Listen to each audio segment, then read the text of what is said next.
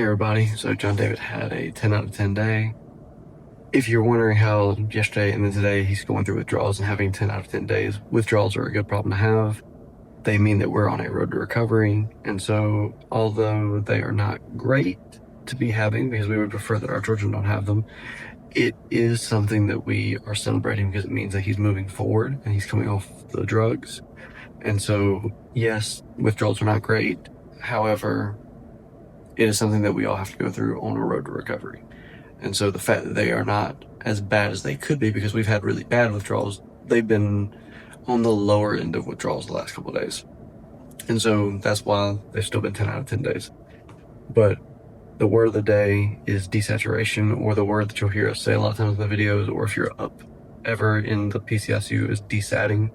And it's where they desaturate the amount of oxygen in their blood. They have ways to read this in real time with a pulse ox, which is a pulse oxygenation device that reads basically the oxygen in the blood based on the pulse and the blood flow going through where the machine is at, usually on a finger, a hand, or on the foot.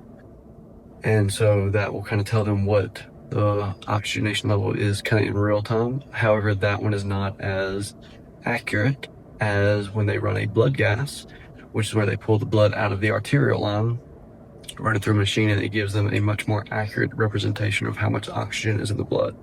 When it is lower than what it should be, that is desaturation. And then when it's where it should be, obviously that would just be regularly saturated blood. But in John David's case, he is desaturated. For a typical person like you or I, we should be about 94% and above.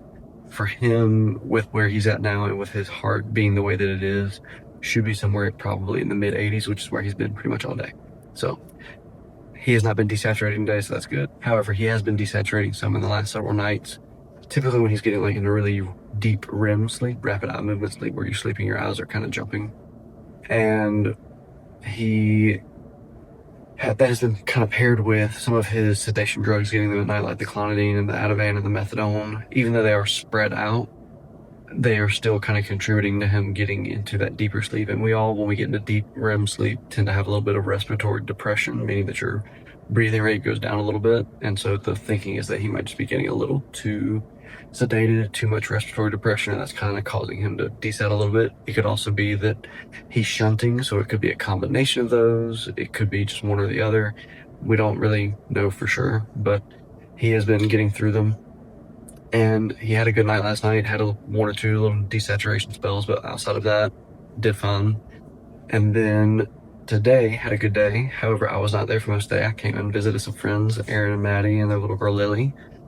And he weaned on his Milrinone, which is the last drug that he has on his continuous IV drip, from 0.75 to 0.5. And they'll do an echo in a couple days to make sure that everything's okay with it, and then probably wean it again. They're going to try and wean off of it before they send him to step down.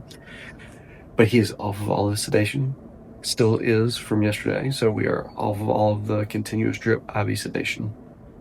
He just has the intraoral sedation, like the methadone, the Ativan, and the clonidine. And then he also weaned on his high flow, the nasal cannulas, from 4 liters to 2 liters. And so he is almost done with it. And so all in all, those are really all the steps that he took today. They're still taking it pretty slow with him just because of his history and how complicated things have been with him. He has definitely earned the respect of everybody on the PCICU, and so everybody has a respect for John David. But all in all, had a pretty good day. Hunter had a good day with Mallory. They went and hung out and played around and took a nap. So they're staying home. And then I came out to see some friends and had a wonderful night with them, and just kind of doing essentially a normal, like just kind of a more normal day. I love cooking, and so my buddy Aaron here also loves to cook, and so we did some cooking, and he taught me how to cook risotto, which I've never cooked, and it was pretty phenomenal. And I've also never cooked a tomahawk steak, and he showed me how to do that. So it was a fun day. It was good to get outside of the hospital for a while, which was kind of at Mama Kay's behest. She told me that I needed to go and just get out for a little bit and get away from the ICU, which is good to do from time to time. It's good. And so did that. And so all in all, pretty good day all around for everybody. she got her snuggles in, so she sacrificed herself and volunteered as tribute to stay and snuggle with John David. But if y'all would pray for these 3 things: one, that John David will continue to tolerate these weans. Specifically right now, he's got the milrinone wean, which is a drug that has been helping his heart relax, especially because of the hypertrophy, how thick and stiff the muscle has gotten. And so it has been helping with that particular function. If you would pray that he'll tolerate that, as well as starting tomorrow, they should be starting his methadone and Ativan weans. We talked about that today, and they're going to start tomorrow. So they just kind of gave him the day today to kind of get through his Precedex withdrawals before they started the Ativan and methadone weans, because they're probably going to be a little bit rougher because they're not conversion weans, they're true weans where the drug is just gone and there's nothing else replacing it. But pray that he'll tolerate his weans. Pray for all those who've lost loved ones, especially those who have lost children. And then please pray for everybody who is going through congenital heart defects, battling them, such as kids and their families, because this is not an easy road for anybody.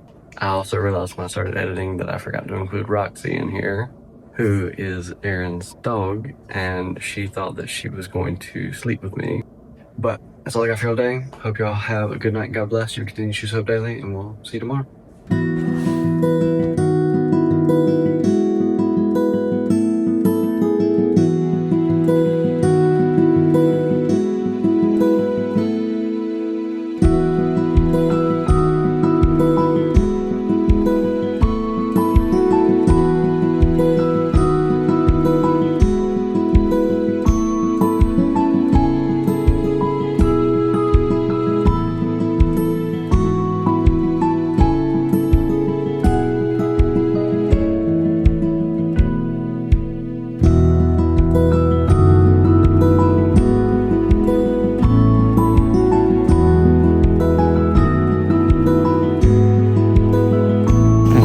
John David, tell everybody bye-bye.